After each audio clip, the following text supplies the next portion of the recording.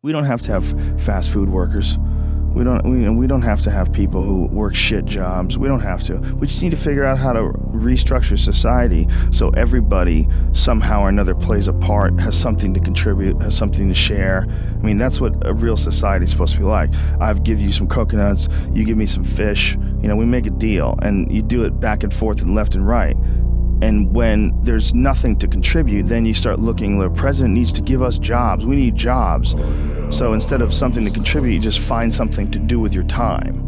And then it becomes about doing that more than it becomes about finding something to contribute.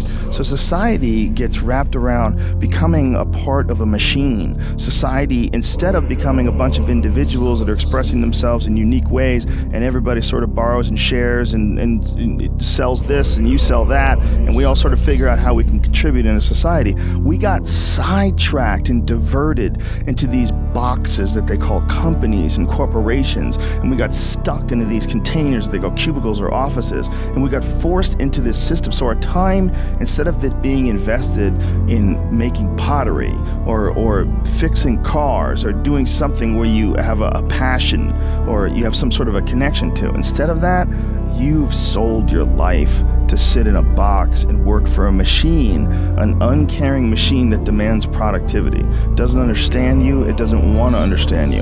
It has a bunch of very strict things in order to keep the humor at a minimum in the office, just in case one of you fuckheads says some stupid sex jokes that gets them sued and they have to give somebody $1 million. So get it together, and this is your life now. No natural behavior. Everybody's wearing clothes they don't want to wear. Everybody's showing up and doing something they don't want to do. They have no connection to.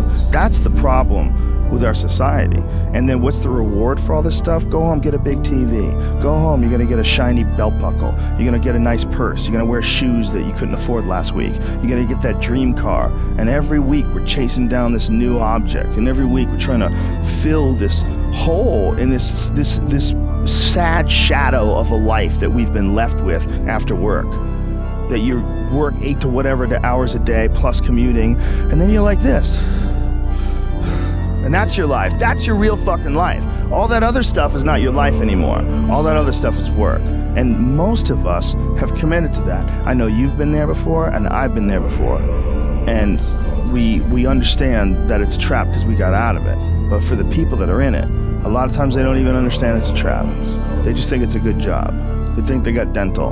I'm doing really good. I got my own parking spots, got my name on it. And you're just a piece of a heartless, shitty machine that makes money.